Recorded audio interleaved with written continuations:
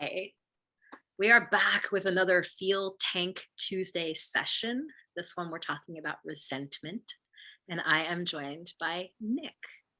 Hi, Nick. Hello, Bonnie. And I am Philosopher Bonnie.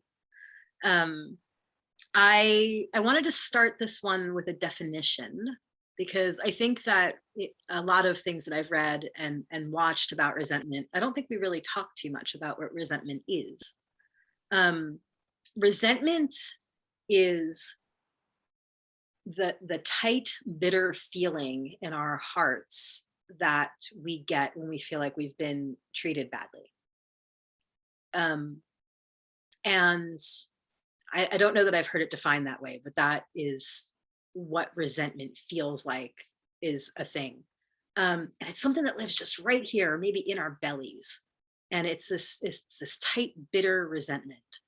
Um, and I also want to say resentment is really natural and normal. And it's a thing that um, it's an indicator, right? So, if something happens and I feel resentment about it, the part to move through is the feeling of bitterness to get to the other side of it of, oh, I've been treated badly. Now, did I have an expectation that like wasn't fulfilled, and did I have a right to have that expectation? But in theory, we're trying to have a society here. So, there's a way of walking through the world where we're not being treated badly. And resentment tells us that we're walking not that path. So, um, yeah. Did you have comments on that, or questions, or an anecdote that where are you at with resentment in your process in your life? Well, it also seems that resentment has an intimate relationship with our boundaries and our sense of personal boundaries and how we hold those and stand up for them or keep them strong or relax them, how flexible we are with them. And Yeah, people pleasers stuff like, have a lot of secret resentment because they don't have good boundaries. so ability to have good boundaries, that's the thing that I've noticed, at least. And having good boundaries keeps us from being treated badly to some degree. Yeah, to some degree. Yeah.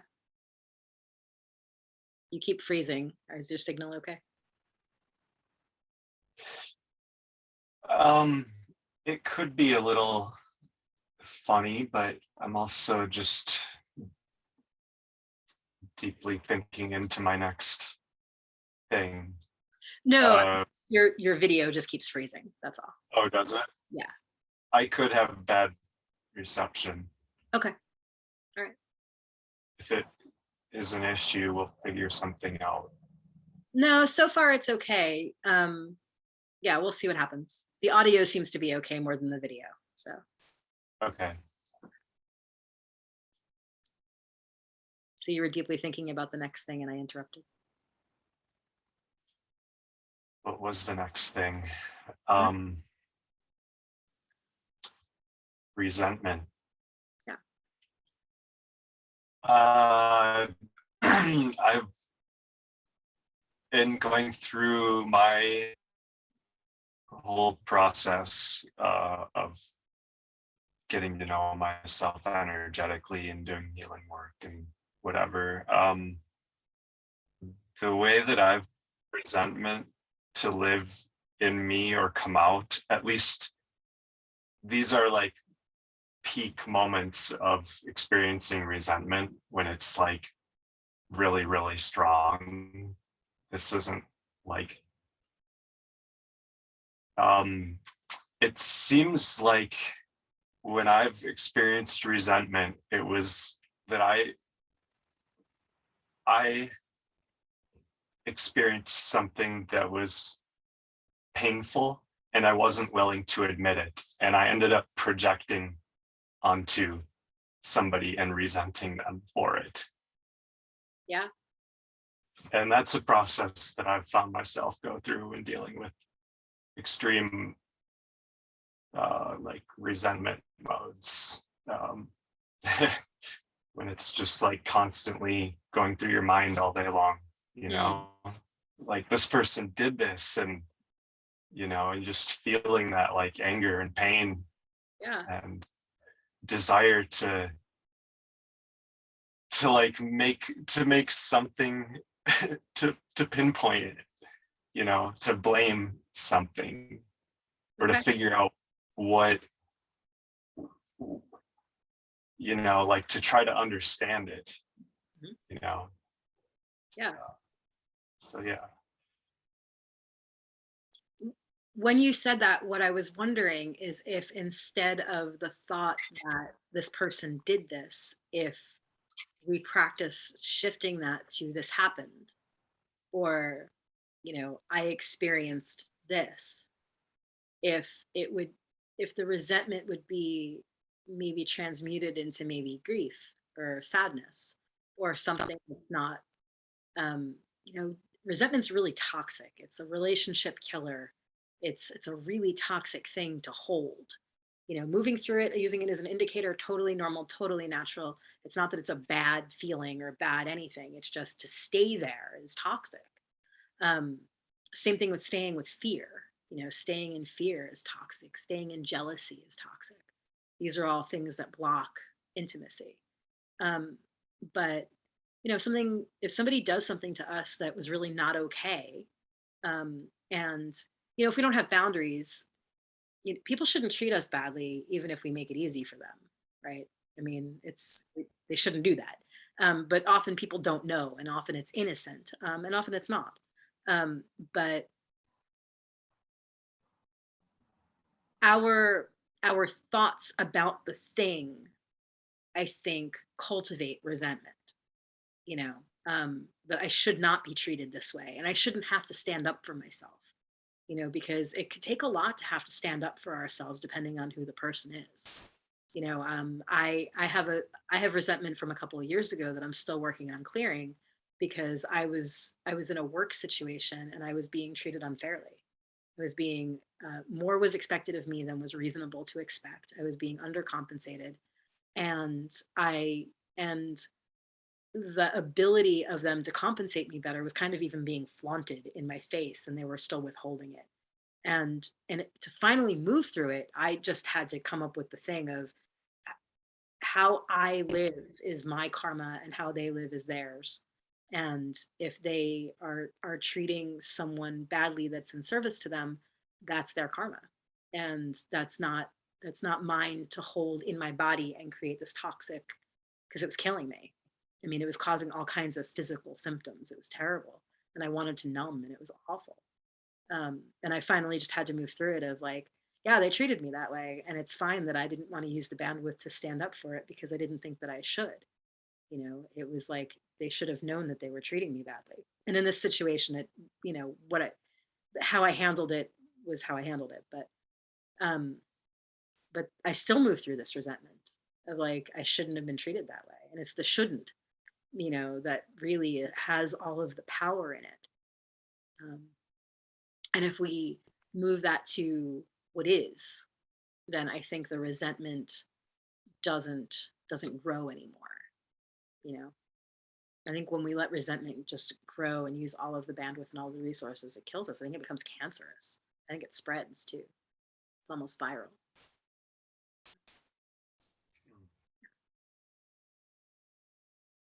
Yeah.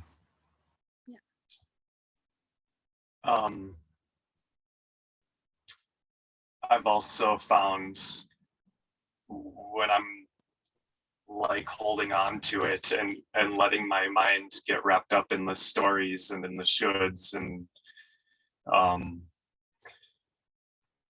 yeah, it starts to make me feel like this energetic tension is binding up on itself. Mhm. And yeah, it feels like I'm poisoning myself when I'm like holding on to that. Yeah.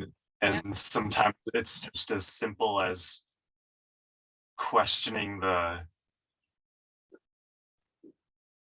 the ideas, or like the belief about why I'm perceiving it the way that I am. Mhm. And then just, feeling into what's underneath the resentment. And is the resentment like a form of resistance to acknowledging reality, to a degree, like maybe acknowledging your own fault in the situation, or the fact that like reality just happened to play those cards for you and you're unwilling to, you know admit it and reconcile that within yourself. And so there's this resentment is something I've seen come out of that for myself. So Yeah, yeah. it's a thing. Yeah. Yeah. And what you said is brilliant about the what's under it, because that's just it. It's like we end up in resentment because we're unable to get to the really tender bits underneath. And often what's there is our beliefs about ourselves, that we're not actually worthy of being treated well, or something, the equivalent of that, some synonym of that. Um, and that's like a deep rooted fear that we're unworthy. And so the resentment is kind of hiding that fear, you know? Um, yeah. And the thing in relationships, I mean, I've been counseling some couples lately, and it's so clear that really the poison in every relationship that is coming to me is all resentment, and it's all the I shouldn't be treated that way. And when we get to the bottom of it, it ends up being grief, and when we get to the bottom of it, that what's it's being projected, and the whole story falls apart once we really examine it, because it wasn't anything it didn't have its own roots. It was built on top of something else. Yeah. So yeah. And somebody said that holding on to that resentment is like drinking poison and hoping the other person dies. That's the Yeah. Yeah. Yeah. I've heard that, something like that before. Yeah. Yeah. I don't know who said it, or I'd give them credit, but yeah, it's something like that. Yeah. And so just yeah, being willing to look underneath that, look past that perception of it. And one of the things that, like, I guess I used as a tool or mantra or like a practice is, when dissolving that perception of resentment, is self-compassion. Mm, That was huge for me. And just every time the resentment would come up, I would notice it. I would train myself to like be aware of it as it comes up, and then look for how can I have self-compassion within my projection of resentment onto this situation or person. And like just finding all the little nooks and crannies where you can possibly have self-compassion within it. It dissolved the ended up dissolving the whole situation, or the energy, and the bound up like belief yeah. energy thing that I had created around it. Hmm.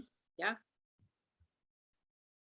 Yeah. So Resentment can't live in the same space that compassion or gratitude live in. So those are ways to shift that whole thing. But what you were saying about self compassion is really interesting. Excuse me, because um, if we are saying this person did this to me, we're having an external locus of control. Um, the thing that's driving us is being done to us from the outside.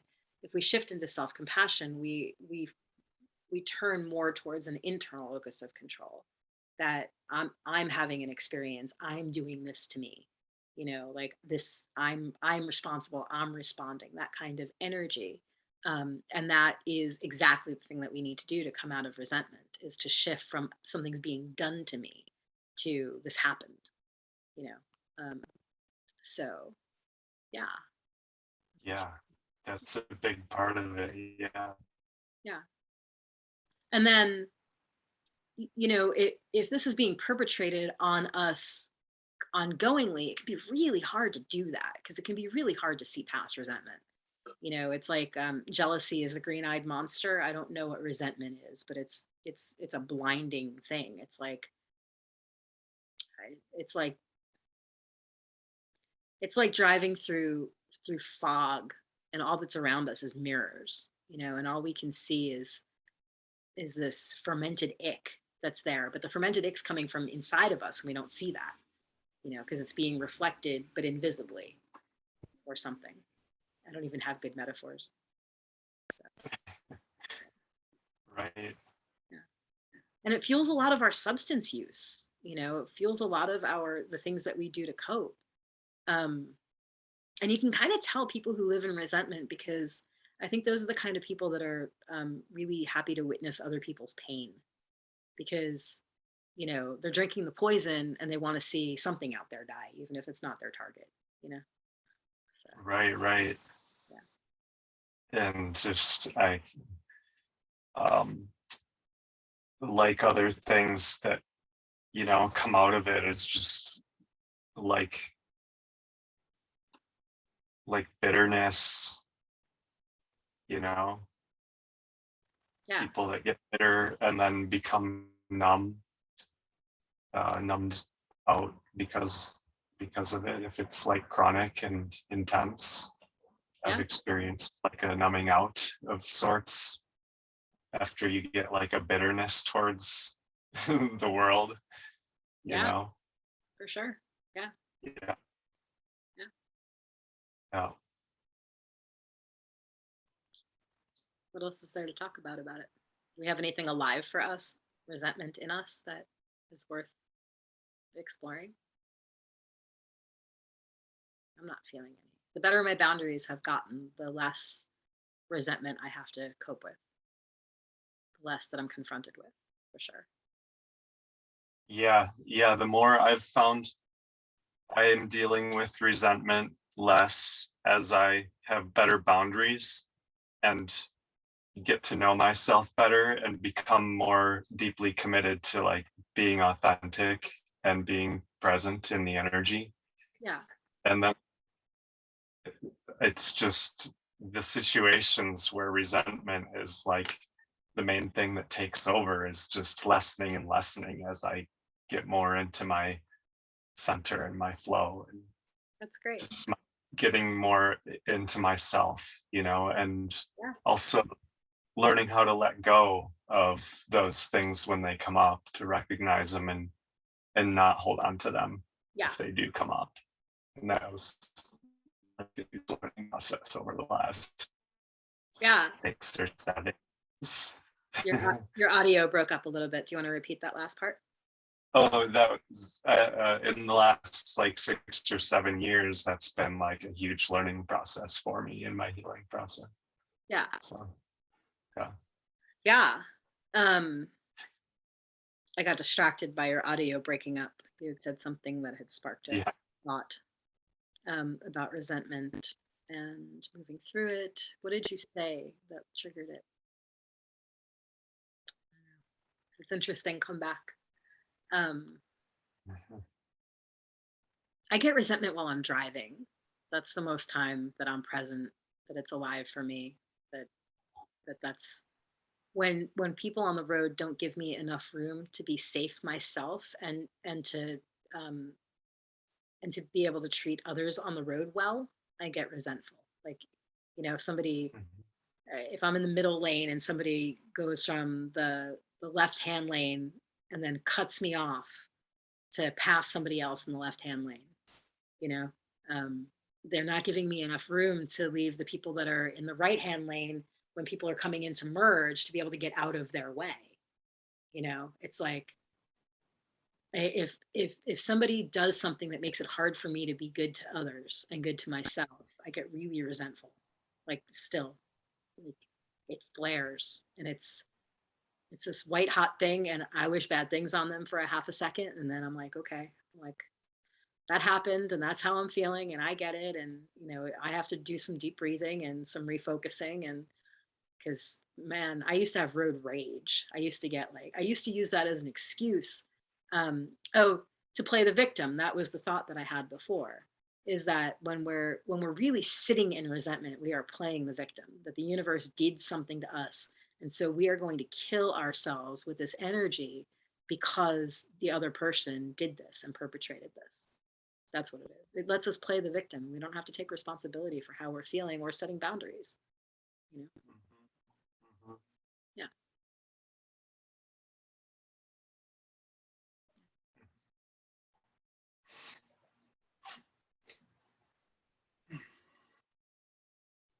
Anything else about it?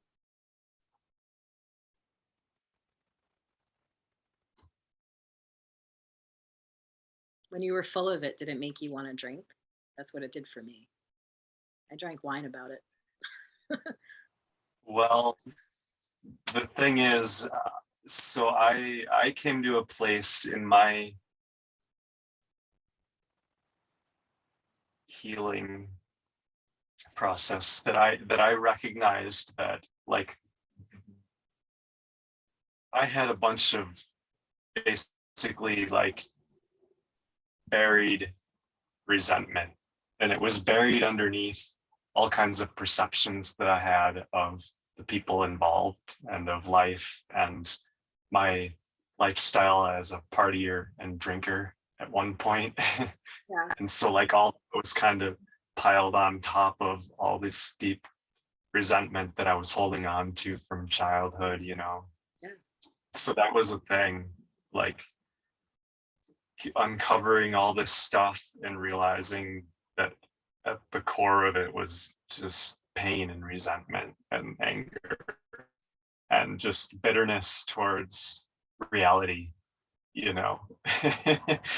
and, and but the thing that initiated my healing process was the most resentful I've ever felt in my life in this one scenario. And but that was also when I was going through the phase of quitting drinking and transitioning into, I was going into herbal school and getting into that sort of stuff, like herbal plant healing work and stuff. Um, and I was proactively creating things for me to do instead of drink. I was going hiking and stuff. And like basically anytime I wanted to drink, I would just go on a hike and usually smoke a spliff. And ended up, doing a lot of meditation and just yeah, learning how to work with that energy or be with that energy. Yeah. And it was really intense at that point. I was flailing and thought maybe I wasn't going to come out well. Yeah. Uh, but um, I ended up, doing these practices of just creating this self-awareness, cultivating self-awareness around it, and cultivating self-compassion, and um, like, yeah, teaching myself how to forgive somebody for something that I perceived them to have done. Yeah. Yeah. I hear you. And alcohol is really compatible with resentment. It's like they're good friends, alcohol and resentment. There's nothing about alcohol that confronts resentment. But when you mix tobacco and ganja in a spliff, tobacco is really grounding, and it's from the earth, and it's from, you know, it it's not that it's incompatible with resentment, but it's not really necessarily its best friend. You know, smoking a like a traditional cigarette would be, but that's not what you're doing. And then the ganja is, I would say, I think it's pretty hard to sit in resentment with that. I would say that that's maybe like, a medicine that would be really incompatible In the same way that gratitude's really incompatible. I feel like it's a heart connecting. And when you combine the two, I feel like it's a really like grounding, heart connecting, and it's really impossible to sit in resentment in a situation like that. I think that's the reason that we traditionally had church, is because once a week you go and you sit in this energy that's really incompatible with resentment. I guess depending on the religion that you're sitting in church with, because some of them are actually steeped in resentment, you know, never again kind of energy. But Mhm. um, and that was leading me to think about something else. It's funny because the thing that I'm not talking about is like a really early childhood thing. I guess maybe I should talk about it since it keeps coming up and I keep being like, oh, I don't want to talk about that right now. Um, I had this memory. I was putting myself through a healing session where I was letting everything come up to be cleared, and really sitting with it. And I had this visualization of being an infant in my crib, like brand new on this earth, like didn't have any idea who I was or why I was here, kind of visualization of that kind of feeling. And trying to regulate my breath. And there's a music, there's a harmony that um, I was expecting to have um, a bandmate to help me with. I was not expecting to have to make this harmony of the heart and the lungs and the kind of rhythm that they make on my own. I was expecting to be able to harmonize with someone. I was expecting there to be someone to harmonize with. And maybe that was an in utero thing, because we're so present to our mother's lungs and our mother's heartbeat. Like that's what our entire environment is. That would be the soundtrack that we grow to. And I had some sort of expectation that that would continue, or that I would somehow in life have a twin or something like that that would help me with this. And this expectation was not fulfilled. I grew up in an era where they let kids cry it out, where it was put her in her crib and let them cry it out. And so when I was needing this help to have this rhythm, to have this, you know, good breathing pattern, I was having the opposite. I was crying, and crying. An infant that is crying resentfully is quite a thing, you know. And the only thing that the only thing you learn out of that is learned helplessness. That I'm being treated badly. There's nothing I can do about it. I am a victim. Um, and all of this came up to be cleared when I was in the session. And it was really extraordinary to have this realization that, on the other side of that is the truth that I'm almost 49 years old and I needed to take responsibility for my own breathing. Because regardless of whether or not I thought somebody should be there, there isn't somebody there. And it's like I got to not take responsibility for it this whole time because I had this erroneous belief that there should have been somebody to handle that for me. And that is the primary thing that is my job, is to regulate my own breath. Like that's kind of almost the only thing that is my job. Like nobody can do that for me. It's nice to harmonize with other people. I've loved it when I've had cuddle partners that had a really nice rhythm between their heart and their lungs that I could just like, effortlessly fold myself into, and that's what I'm looking for like in a nesting partner. But it's not their job. Like it's their job to do that for themselves, and it's not anybody's job to be even a good guide for, like, it's my job to create that harmony for myself. What an extraordinary realization, right? And so I think when I'm driving and I have these flares of resentment, that it's all this fermented ick from when this, and it's pre-verbal. It's like pre-verbal resentment is something that would be incredibly difficult to clear. And I bet you probably have some too. you know it's like there's no words, there's just like I've been wronged by the universe. There's some like there's just some primal wrongness about all of this, and I feel that often, and it comes up to be cleared often. So I guess I had to say Yeah. that. Yeah.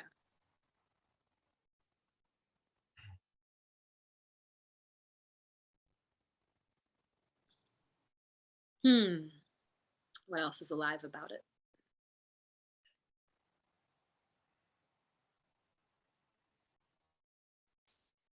I don't know that I have much else up.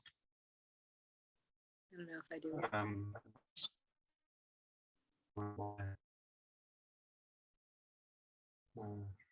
yeah, I don't know. Yeah. Do we maybe have any advice for people that are watching this about resentment? Oh yeah, maybe.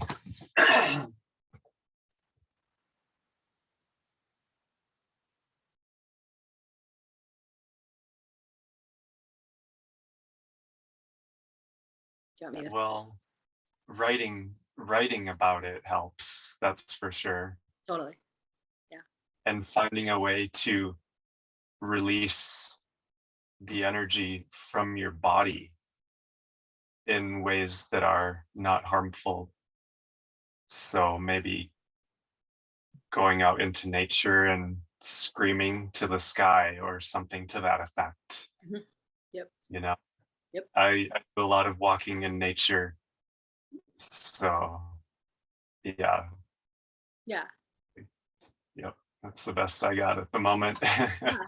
I completely agree with the writing. And one of the features of the writing that's important, to really let it clear is it's not that somebody did this to me and I'm resentful about it. It's that this happened. Like the not putting the blame, like leaving the blame out of it. Like even self-blame, just entirely leaving blame out of it because it's just not helpful. Um, and being able to write about the experience of it, and the feelings of it because it helps unpack. And the thing about screaming is absolutely, I completely, because I think resentment almost is a stifled scream.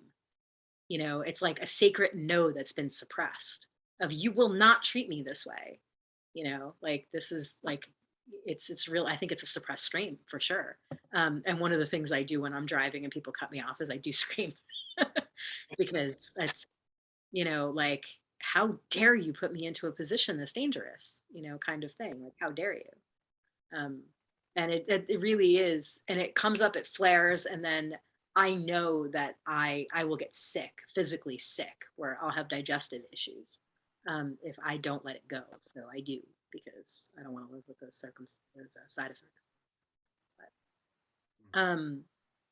and being able to talk it out is really important too. And being able to talk it out with someone who's not going to make you wrong for how you're feeling. So being able to say, this person did this to me, I'm feeling really resentful. And then being able to move yourself into, this happened and man, that sucks, you know, without them stopping you from processing it, letting them, being with somebody who can get you through those layers, because there's about 4 layers deep that you have to get to before it kind of transmutes, unless you add something like gratitude or compassion or whatever, you know. I think that's really helpful. And the other thing I think is helpful for me is remembering that anything that's being perpetrated on me, I've probably perpetrated on someone else. So that's really helpful in the whole self-compassion thing. Also, be like, if I ever cut anybody off and like not given them enough room to do what they needed to do, yeah, of course, and this is what it feels like, and now I know.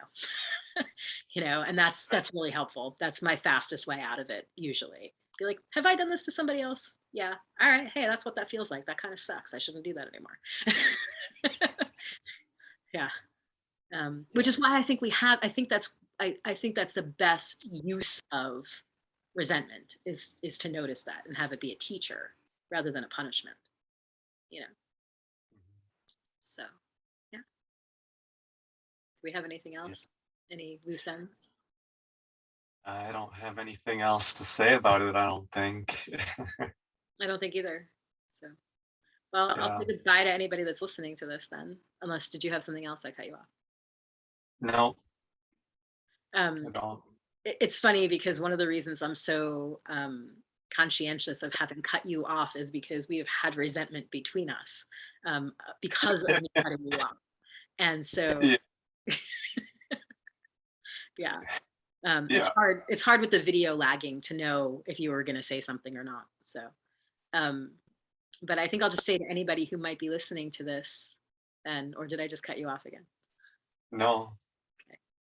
Thank you for listening. And we'll be doing more of these videos. I don't know how many more, but if there's a topic you'd like us to cover, you could say something in the comments if you've gotten this far. If you have any questions, if you want to be a participant, drop us a comment and we'll see what happens with this channel. I'm not sure if it's growing into something bigger, if we should make this also turn the audio into a podcast. I'm not really sure what's happening with these, but I'm enjoying doing them and I will keep doing them as long as I have participants and topics. So yes, Nick and Philosopher Bonnie signing off. Bye.